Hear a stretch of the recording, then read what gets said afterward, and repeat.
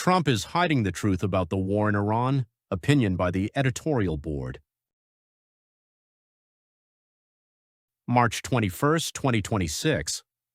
The Editorial Board is a group of opinion journalists whose views are informed by expertise, research, debate, and certain long-standing values. It is separate from the newsroom. From his first announcement of the attack on Iran on February 28th, President Trump has issued a stream of falsehoods about the war. He has said Iran wants to engage in negotiations, though its government shows no sign of it. He has claimed that the United States destroyed 100% of Iran's military capability when Tehran continues to inflict damage throughout the region.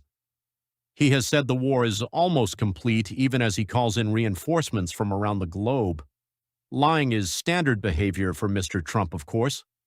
His political career began with a lie about Barack Obama's birthplace, and he has lied about his business, his wealth, his inauguration crowd size, his defeat in the 2020 election, and so much more.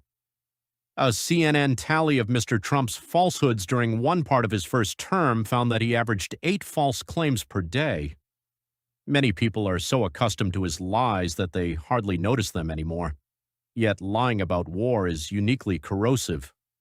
When a president signals that the truth does not matter in wartime, he encourages his cabinet and his generals to mislead the country and one another about how the war is going.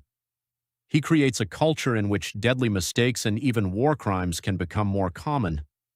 He makes it harder to win by hiding the realities of conflict and by making allies wary of joining the fight. Ultimately, he undermines American values and interests. There is a reasonable debate to have about the wisdom of this war. Iran's murderous government does indeed present a threat to its own people, to its region, and to global stability. Mr. Trump could make a fact-based argument for confronting the regime now, especially to prevent it from menacing its neighbors, and above all, from developing a nuclear weapon.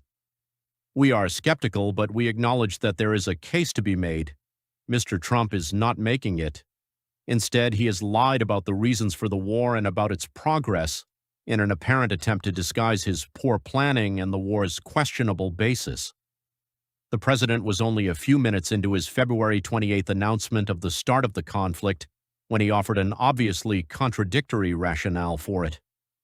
He repeated his claim that American attacks last June obliterated Iran's nuclear program, while also citing that program as a reason to go to war. The claim of obliteration is false. Iran retains about 970 pounds of highly enriched uranium, potentially enough for 10 warheads. The lies have continued since then.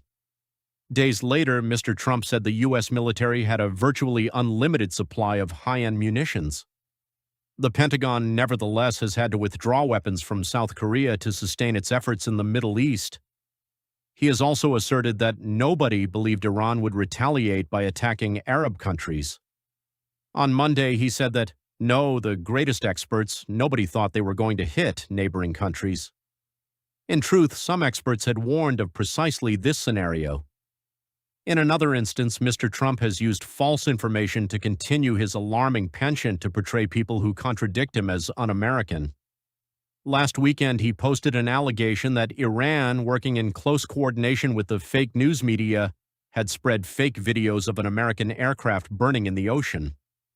The White House has offered no examples of American media outlets having done so. Instead, several debunked fake online videos, CNN reported. Nonetheless, Mr. Trump wrote that, "You can say that those media outlets that generated it should be brought up on charges for treason for the dissemination of false information."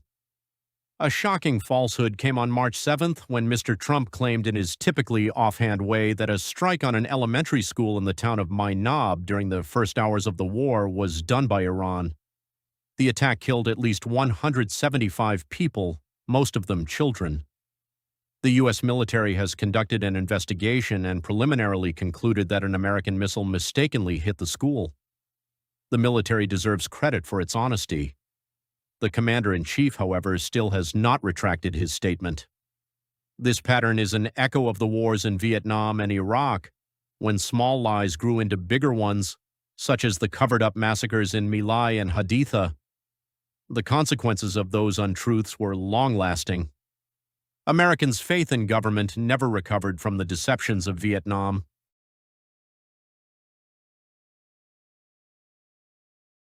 And the Second Iraq War, which George W. Bush's administration sold on the grounds of fictitious weapons of mass destruction, represents the start of our cynical modern political era. Since that war began in 2003, every Gallup poll asking about the country's direction has shown that most Americans are dissatisfied with it. Lies about war also make it harder to achieve victory. The more one spreads falsehoods, the less one feels obliged to face reality. In retrospect, Americans understand that their leaders' refusal to confront the truth in Iraq and Vietnam led to strategic errors. The pattern is repeating. Before Mr. Trump began this war, he brushed aside warnings from his top military advisor that Iran could close the Strait of Hormuz to traffic it does not approve. The global economy is now dealing with the consequences of his overconfidence. He may yet learn a more personal lesson about lying in war. Lyndon Johnson and George W. Bush will forever be remembered as having misled Americans about U.S. military action. They learned that falsehoods can boomerang on the leaders who tell them. Starting a war is the most serious action that a political leader can take. It ends lives and can change history. The decisions that guide war must be based in reality, and presidents owe American service members and their families the truth about why they are being asked to fight. Whatever short-term gain Mr. Trump thinks he is getting by lying about the war in Iran is far exceeded by the cost for him, the country, and the world.